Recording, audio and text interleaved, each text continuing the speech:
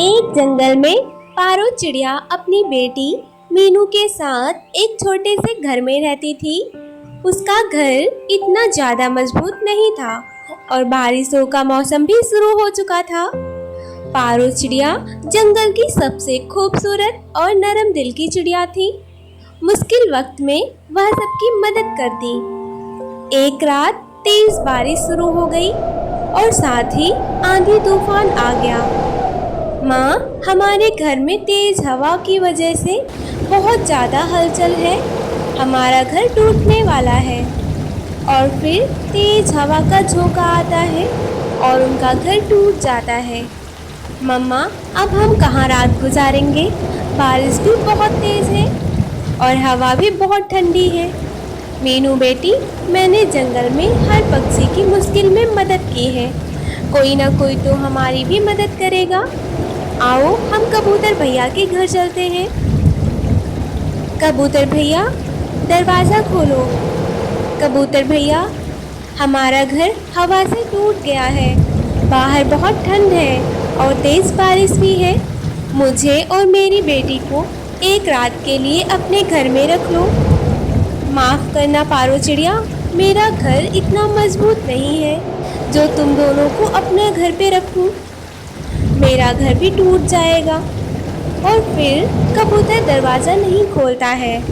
माँ चिड़िया अपनी बेटी को लेकर तोते के घर जाती है। तोता सोया हुआ था।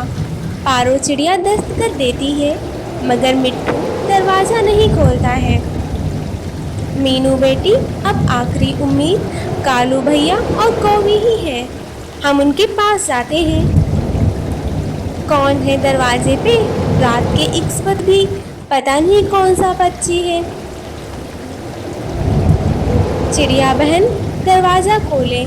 कालू भैया, मेरा घर टूट गया है। बाहर बहुत तेज ठंड है। कृपया करके एक रात के लिए हमें अपने घर में रहने की जगह दे दें। बाहर बहुत ही ज़्यादा ठंड है। मैं तुम्हारी मदद ज़रूर करता, मगर वो बात क्या है ना कि मेरा घर इतना बड़ा नहीं है और मेरी बीवी और मेरा बेटा जग्गू कैसे रहेंगे? तुम ऐसा करो, अपनी बेटी को अंदर भेज दो और तुम बाहर पेड़ के नीचे ही बैठ जाओ। तुम्हारे वजन से मेरा घर भी टूट सकता है। नहीं मम्मा, मैं आपको छोड़कर नहीं जाऊंगी। मीनू बेटी, बाहर बहुत ठंड है। आप घर के अंदर जाओ। मुझे बारिश में कुछ भी नहीं होगा। फिर रात भर माँ चिड़िया पेड़ के नीचे गुजारती है।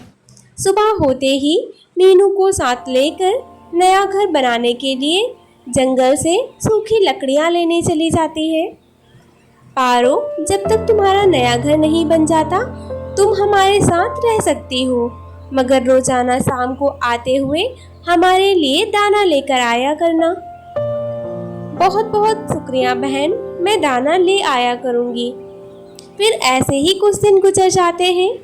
पारो चिड़िया का नया घर बन जाता है और रोजाना कालू के लिए दाना लेकर आना बंद कर देती है। कुछ ही दिनों में वह अपने घर में रहती है।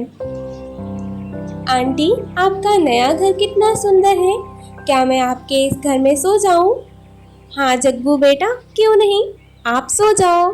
हम नदी से पानी पीकर वापस आते हैं। कालू, अब से चिड़िया इस घर में रहेगी और हम बैठे बैठाए मुफ्त में खाना भी नहीं खा पाएंगे। कितना अच्छा होता चिड़िया हमारे साथ ही रह लेती, दाना तो मिलता रहता। अगर हम इसके घर में आग लगा दें तो चिड़िया फिर से बेघर हो जाएगी और हमें उसे अपने साथ रख लेंगे।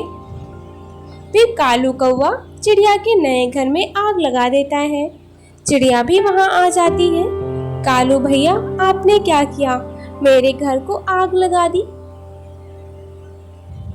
चिड़िया, तुम हमारी नौकरानी बनी। हमें बहुत अच्छी लगती थी। रोज हमारे लिए दाना लाती थी। अब फिर से लाया करना, हमारे साथ रह लेना। कालू भैया, आपका बेटा जग्गू इस घर में सोया हुआ था। यह सुनते ही उन दोनों की तो दुनिया ही उजड़ गई। मगर अब आग बहुत ज्यादा फैल चुकी थी और जग्गू को बचाना नामुमकिन था।